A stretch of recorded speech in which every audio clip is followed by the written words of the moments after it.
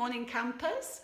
I've had several inquiries this week about how to motivate yourself doing exercise. I know some of you have put on weight during lockdown and that's normal, please don't try and beat yourself up for that. So when we're stressed, the body floods the whole system with adrenaline, which is a hormone, which is a really powerful hormone. Everybody's heard of fight or flight. Also, it does fainting or freezing. Sometimes it makes the body really, really tense.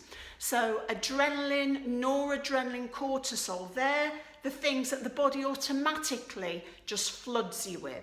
And they're also hormones which are linked to keeping fat, because if we're in fight or flight mode, if we're sort of desperate, it's almost like a little animal. So we want to protect ourselves. And it's like in the olden days, you didn't know when you'd probably get your next meal. So we tend to put on stress weight around the belly. Add to that, if you are a woman of a certain age like me, postmenopausal, those fat cells, particularly around the lower belly, sort of clinging onto estrogen.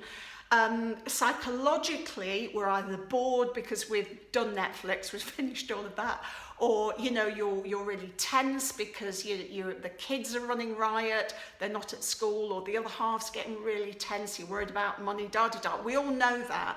However, it doesn't stop the primitive need to sort of stuff down your feelings. And I'm an emotional eater. The exercise, great. If you can move around a little bit, it burns up that. That's what fight or flight energy and adrenaline's for. It's to move the body, literally. So if you can just bribe yourself to do 5 minutes stretching, then you might feel a little bit better, and then you might want to do something else. So I've got 2 tools.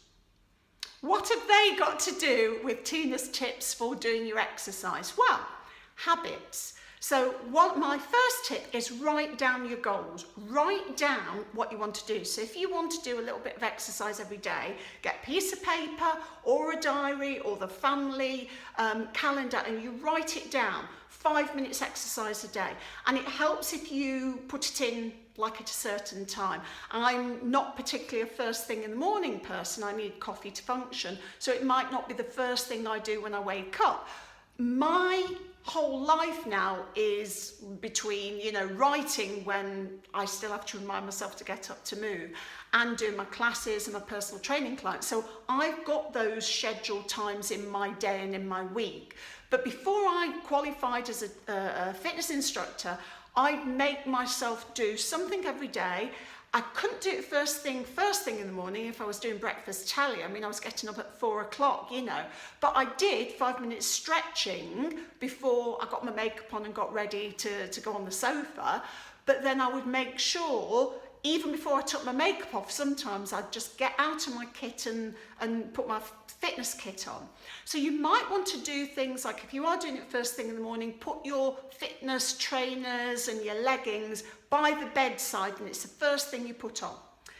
The other thing is, that's the good news. What has a toothbrush got to do with doing your exercise? How many of you think, oh God, I've got to clean my teeth again? We sort of don't, do we? We sort of usually get up, either have your breakfast, clean your teeth. My husband's one who cleans his teeth first thing he gets up. After you've had your dinner, you clean your teeth. And it's one of those things, I'm not talking about kids, because obviously the kids have got to get in the habit. But if you do something enough times, they reckon sort of any time between 28 times and 30 odd times, 35 times, people have got slightly different reset buttons.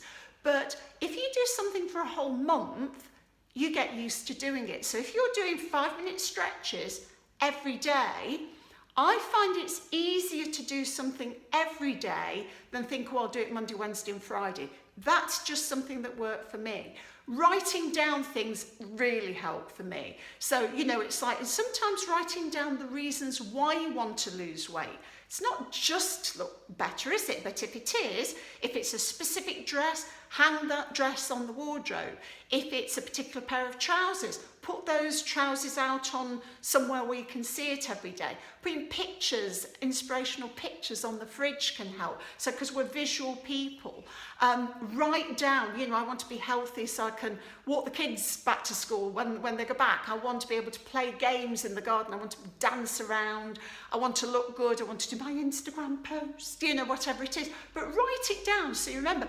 And you know, it's not just about a have to, beating yourself up. It's like, if you are feeling under the weather, be really gentle with yourself. Perhaps do a little bit of gentle stretching rather than, you know, running around the block 10 times.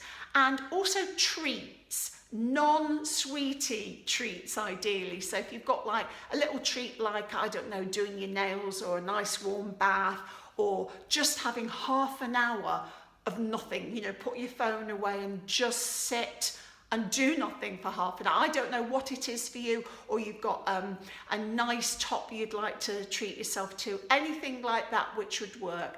Try and be kind to yourselves. It doesn't always work to sort of think, oh, I'm just stupid, da-da-da, I should be doing it. And just remember, write things down or clean your teeth. Enjoy yourselves, whatever you do. Try and keep moving. I'll see you next time.